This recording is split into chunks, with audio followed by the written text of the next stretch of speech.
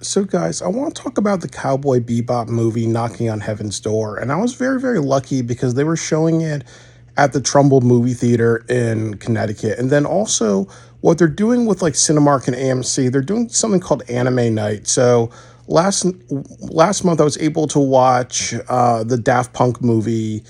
And a few months ago, they showed like another like anime film that I really enjoyed. And in a few months, they're showing Vampire Hunter D. So I was very happy that they showed Knocking on Heaven's Door. I've always wanted to see this film. And I also really appreciate it because with a lot of the anime movies, I always want to see something like, intense and edgy. And I like the ones from the 1990s and the 2000s where there's a lot of philosophical themes. It's more edgy and it's more like, something that attracts an older crowd instead of, if they had like Naruto the movie or something like that, where it would be for a younger crowd or it may not be as, intense or more mature.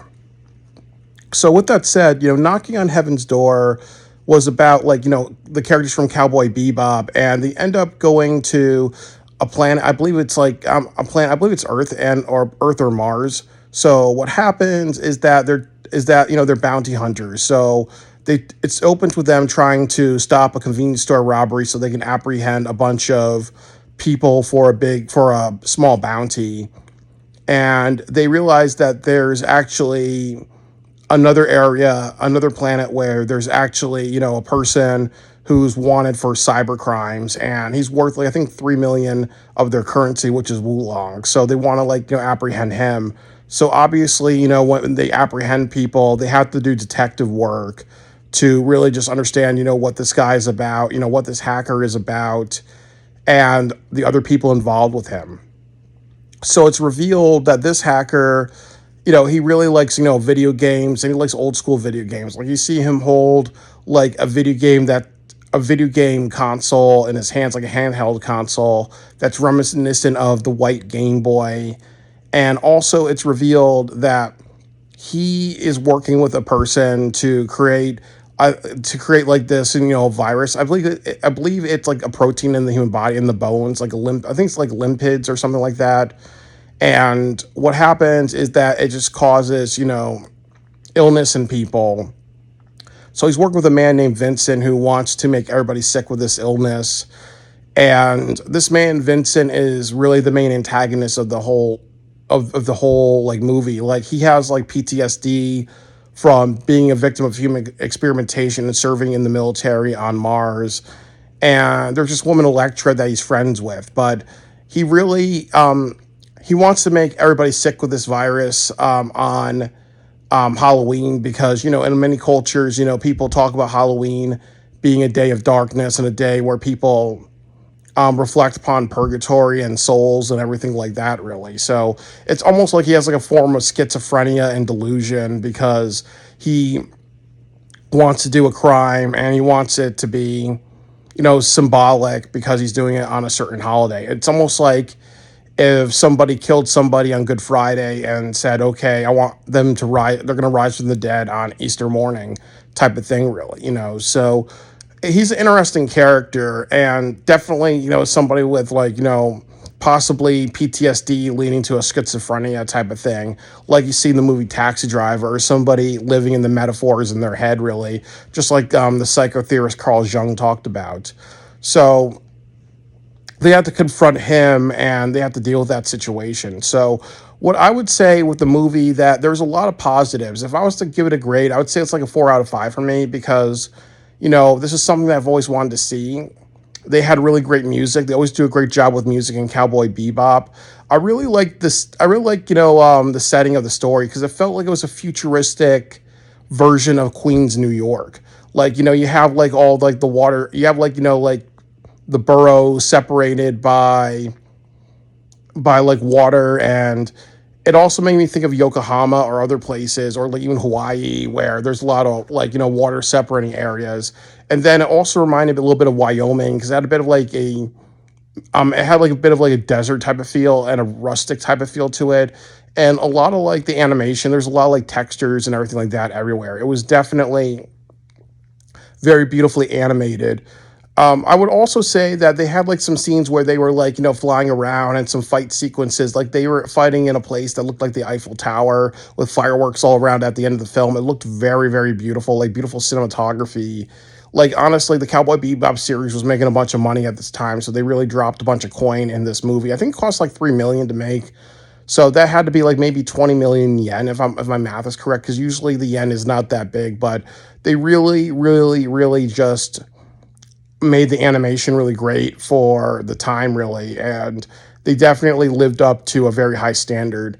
Um, and I would say that there's some weakness of the film. I think with Cowboy Bebop, they do have a bunch of comedy in it, and I'm not really a fan of like silliness or comedy in movies, because sometimes you have a good serious story, and it feels like you're shoehorning in a joke, or shoehorning in like the gag characters, like the characters that are meant to be silly. And I was not even happy with the end credits where you kind of showed like clips of all the characters. You had like these old drunken guys, these drunken old men that were in a couple of comedy parts of the movie in the credits. It was just like if you did like Pokemon the movie and then you had like Team Rocket in it, or in the end credits or whatever, just a clip of them. Like I just don't like that. Like I understand they're trying to elicit an emotion, really, but I'm not really a fan of anime with a lot of comedy in it.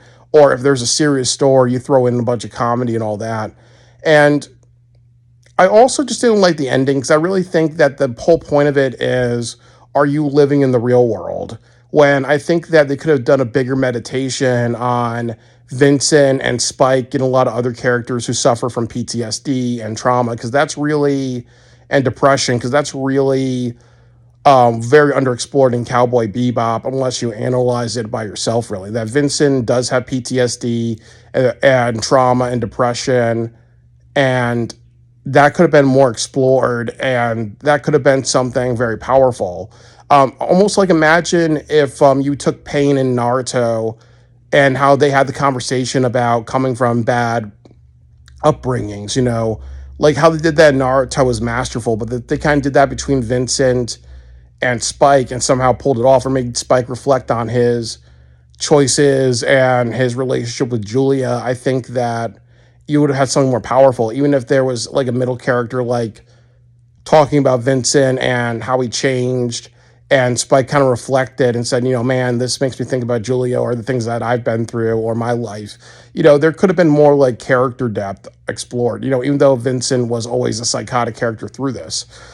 Another thing that I think that really hurt the thing was that it felt very fast paced. So like I didn't even like the end credits where they just showed clips of, like they showed like parts of the movie, and it went to the end credits. Like I felt like they were very, very rushed for time. And I also felt like with the movie that the pacing, like at the very end, moved very quickly. Like it felt like, it almost felt like, I was watching like Argo or a movie like that where there's a lot of intercutting between different scenes. Like it felt like too much of like a montage to speed things up a little bit. So it felt very jarring. I did think that some of the earlier parts was a little talkative. Like it was a very talkative movie.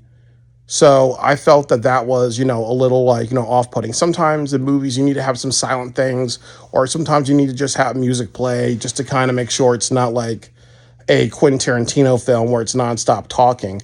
The other thing that was not good about the film, in my opinion, what was not good about the film, if I'm trying to remember, is that I felt is that I felt like it was a typical story where there was a lot of foreshadowing in the movie. Like like Spike talks about, like says something about like the game being symbolic of this thing, and then he references a little bit later in the film, or another episode of Wasting Time with Faye. Later on, they say another episode of Wasting Time with another character. So there was a lot of like what you see in a lot of films where there's like foreshadowing or foreshadowing in dialogue and other things like that, and it felt like very, very forced.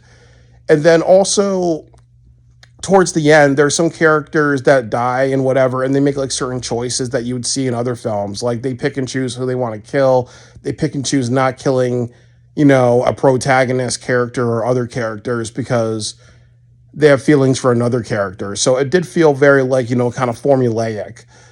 So, it just was kind of predictable. Like if you watch any Cowboy Bebop film or any like anime movie film, it doesn't matter if Faye or Spike or Jet or anybody else is in a bad situation. You know that they're going to get out of it. And sometimes you need to kind of subvert expectations. Like I think one thing I like in Naruto is that I wasn't expecting Jiraiya to die, but he did die in one of the earlier episodes, and he was not able to be resurrected. So sometimes you need to have like things that feel unpredictable, or even if you have a character die within the movie and you say like, okay, that's just a canon or not related to the main story. So I felt it was very predictable and all that really. And I also think with Vincent as a character that I know he's obsessed with Halloween, but I didn't like the scene where he was walking with a witch's hat. Like it felt like a little silly and stuff like that. It's just like like if you look at Brandon Lee and The Crow, really, like he was like hanging out with a bunch of kids, because he's dressed up like with his makeup, so he fit the Halloween dynamic. But if they had a scene with him like putting on a clown nose or whatever, it kind of really takes away or something like that. So I really felt like the whole thing with him walking with a witch's hat kind of took away. And yeah. So like, there's things that I nitpick. Like I just don't like characters that are built to be serious having something that makes them a little quirky or off, really. But I also like the setting of like Halloween parade in New York City. People think of the Thanksgiving Day parade, and it kind of was almost like they took the Thanksgiving Day parade and put it in a Halloween setting and a Cowboy Bebop setting. So I really think that definitely it was creative. It was very artistic. It was really a good film. So like I said, it had things that I just don't like about movies in it or anime films where you have like too much comedy, or the pacing may be a little off. Like it gets slow and a little boring in the middle, and then it starts to pick up at the end a little too quickly. And I also think that it's also very predictable.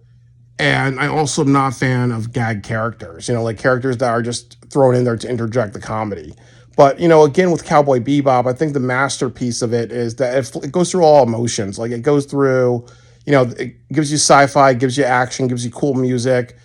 It makes you resonate with characters who are dealing with trauma and depression and questioning their existence and don't really value their lives because they've been through a lot of things. And then you also have comedy and something uplifting. Like it sends you through a fluctuation of different emotions.